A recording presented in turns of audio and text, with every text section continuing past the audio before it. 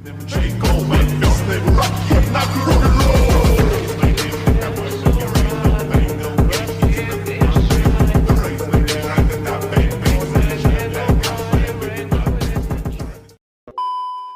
awali. Assalamualaikum warahmatullahi wabarakatuh. Di sini kami akan mempresentasikan materi kolonialisme dan imperialisme. Perkenalkan, nama saya Diva Berliana, Perkenalkan, nama saya Diva Yuliana, absen 8. Perkenalkan, nama saya Nasyamul Saleha, absen 25. Perkenalkan, nama saya Feriska Canati Putri, absen 32. Perkenalkan, nama saya Muhammad Syahsya, absen 15. Perkenalkan, nama saya Muhammad Tegar Dia absen 19.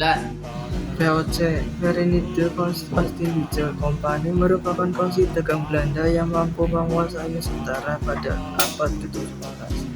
Selama menjajah di Indonesia, banyak kontroversi yang dilakukan oleh VOC.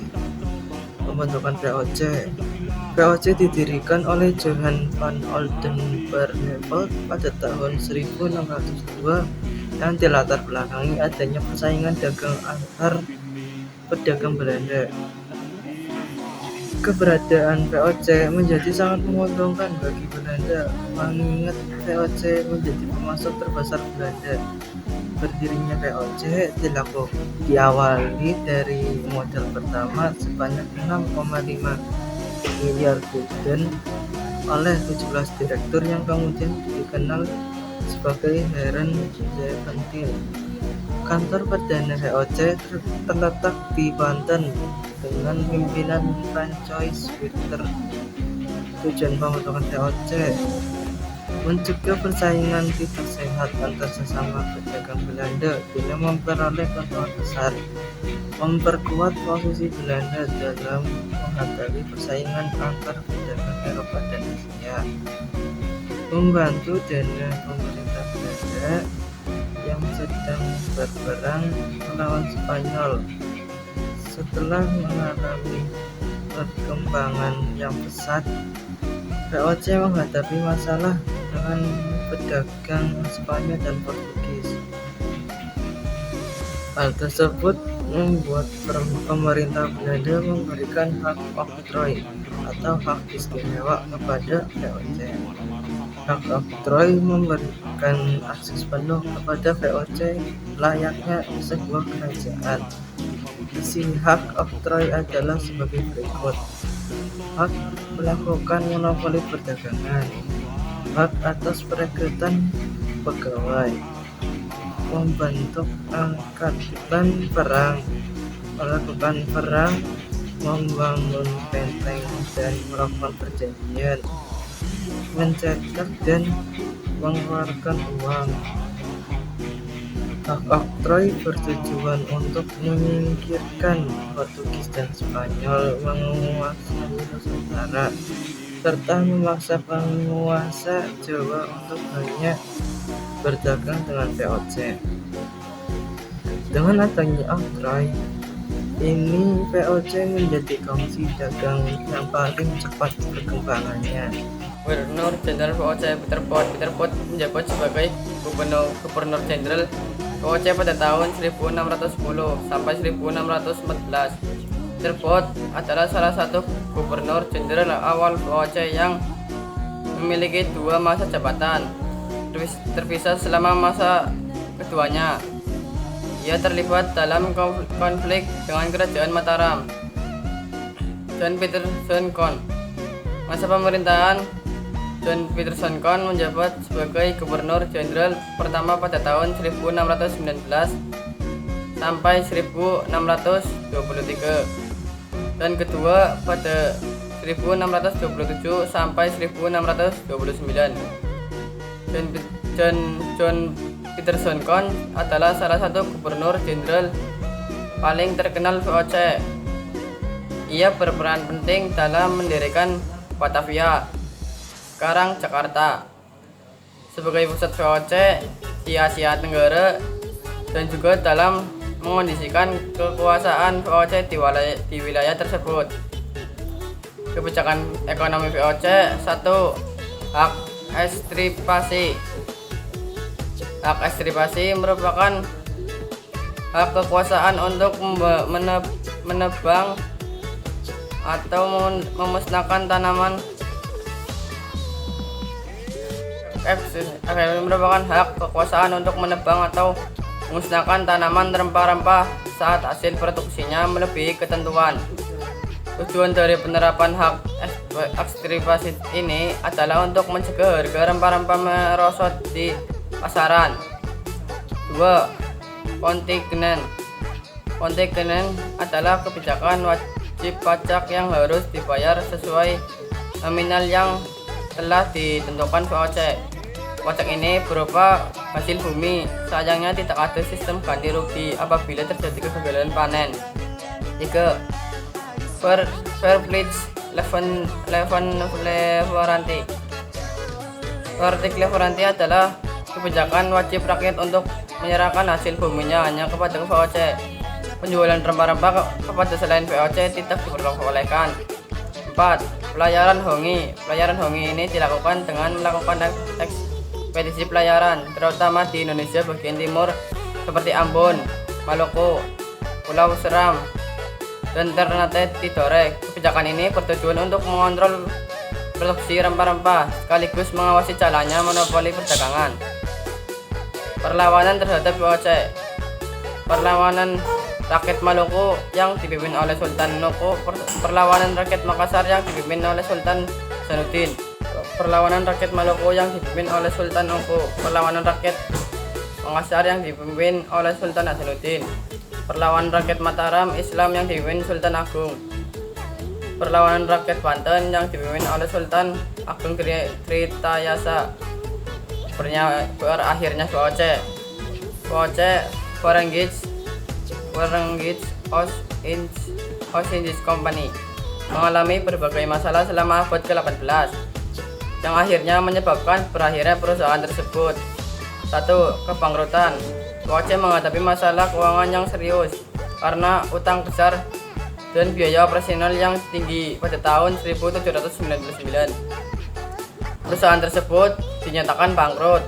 2. Penurunan perdagangan rempah-rempah. Perubahan dalam dinamika perdagangan dunia, termasuk persaingan dengan negara-negara lain, menyebabkan penurunan perdagangan rempah-rempah yang menjadi andalan VOC. 3. Kegagalan monopoli. Upaya VOC untuk mempertahankan monopoli perdagangan rempah-rempah seringkali melibatkan konflik dengan negara lain seperti Inggris dan Prancis yang berusaha menggagalkan monopoli tersebut. 4. Korupsi dan manajemen buruk. VOC menghadapi masalah internal yang mencakup korupsi, manajemen yang buruk, dan penyalahgunaan kekuasaan. Akibat dari faktor-faktor tersebut, VOC secara resmi dinyatakan bangkrut pada tahun 1799. Setelah itu, pemerintah Belanda mengambil alih kendali atas wilayah-wilayah dari aset VOC. Meskipun VOC berakhir, warisan sejarahnya tetap ada dalam bentuk peninggalan arsitektur, budaya, dan pengaruh Belanda di berbagai wilayah yang pernah dikuasainya. Yang kedua, Herman Willem Daendels. Pada masa pemerintahan tahun 1800-an, Prancis di bawah Napoleon Bonaparte memenangkan perang di Eropa. Dampaknya, wilayah jajahan bangsa Eropa harus diserahkan kepada Prancis, tidak terkecuali Hindia Belanda di bawah pemerintahan kolonial Belanda. Louis Napoleon diangkat sebagai penguasa Belanda pada tahun 1806. Selanjutnya, pada tahun yang sama, Louis Napoleon mengirimkan Daendels untuk menjadi gubernur jenderal di Jawa yang bertugas untuk mempertahankan kekuasaan Jawa dari Inggris. Daendels menjabat gubernur Hindia Belanda pada tahun 1808 hingga 1811. Di sisi lain, Daendels juga ditugaskan untuk memperbaiki pertahanan administrasi pasca runtuhnya VOC. Adapun kebijakan Herman Willem Daendels yang pertama yaitu bidang militer. Daendels dikenal dengan pola pemerintahan bertangan besi atau otoriter. Adapun kebijakan dalam bidang pertahanan dan keamanan diantaranya mendirikan benteng pertahanan baru, mendirikan angkatan udara di Anyer dan Ujung Kulon, meningkatkan jumlah tentara dari pribumi, dan yang terakhir membangun jalan raya pos dari Anyer Panarukan dengan panjang 1.100 km. Bidang pemerintahan. 1. Pembatasan kekuasaan Raja-Raja Jawa. 2. Bupati diubah menjadi pegawai pemerintah yang digaji. 3. Membagi Jawa menjadi 9 prefektur. 4. Penghapusan Kerajaan Banten dan Cirebon. Bidang sosial dan ekonomi. 1. Meningkatkan perolehan keuntungan dari pajak. 2. Meningkatkan penanaman tanaman yang laku di pasar internasional. 3. Mewajibkan menyerahkan hasil panen ke pemerintah kolonial. 4. Memperdagangkan tanah kepada pihak swasta. Bidang peradilan. Daendels menerapkan 3 jenis peradilan, diantaranya peradilan untuk orang Eropa, Timur Asing, dan rakyat biasa. Daendels juga membuat aturan untuk memberantas korupsi kepada siapa saja termasuk orang Eropa dan Timur Asing. Dampak kebijakan Daendels. Pemerintahan Daendels melegalkan praktek perbudakan sehingga membuat hubungannya dengan Raja-Raja Jawa memburuk yang mengakibatkan munculnya perlawanan di berbagai daerah. Kebijakan penjualan tanah dan tidak produktifnya pemasukan dari wilayah-wilayah membuat Daendels dipanggil kembali ke Belanda dan digantikan pemerintahan Jansen. Pertama, Stamford Raffles menjabat sebagai Gubernur Jenderal di Indonesia pada tahun 1811 sampai 1816. Secara resmi, Inggris menjadi Indonesia setelah sepakatinya kapitulasi Tuntang pada 18 September 1811. Seminggu setelah kapitulasi Tuntang, Lord Minto yang berkedudukan di India menunjuk Thomas Stamford Raffles sebagai Letnan Gubernur di Jawa. Dalam pelaksanaannya, Stamford Raffles berkuasa penuh di Nusantara. Pemerintahan masa Raffles menerapkan sistem yang bebas dari unsur paksaan, berbeda dengan yang diterapkan pada VOC dan Daendels. Penerapan sistem tanpa paksaan dari Raffles diambil dari pengalamannya di India. Kebijakan-kebijakan Raffles. 1. Bidang politik dan pemerintahan.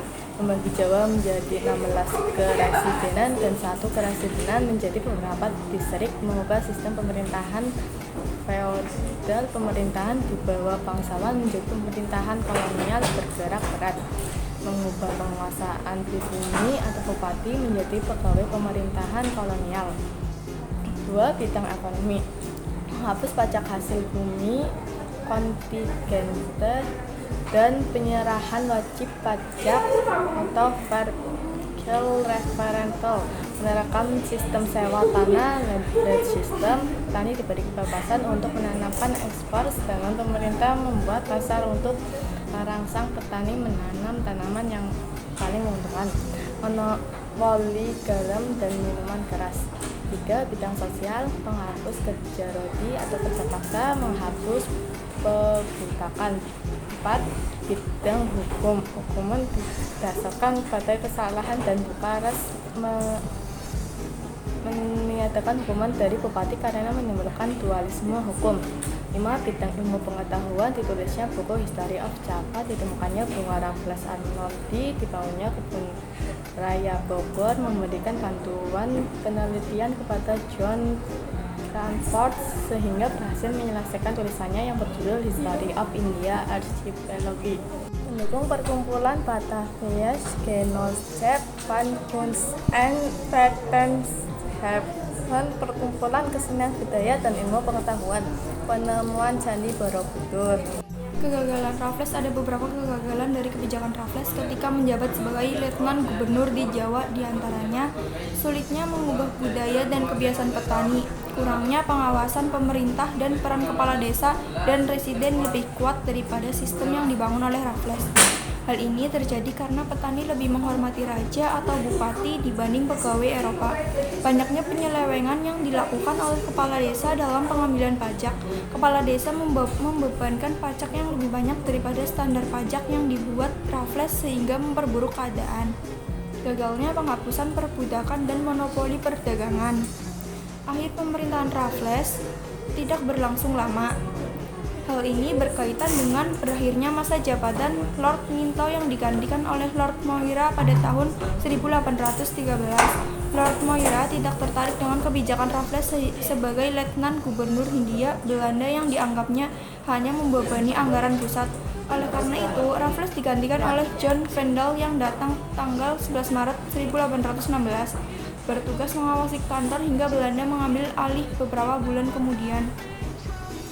Setelah turun dari jabatannya di Jawa, Raffles ditempatkan di Bancolen pada tahun 1811. Selama menjabat sebagai Letnan Gubernur di Bancolen, Raffles banyak menerapkan kebijakan yang sama dengan kebijakannya di Jawa.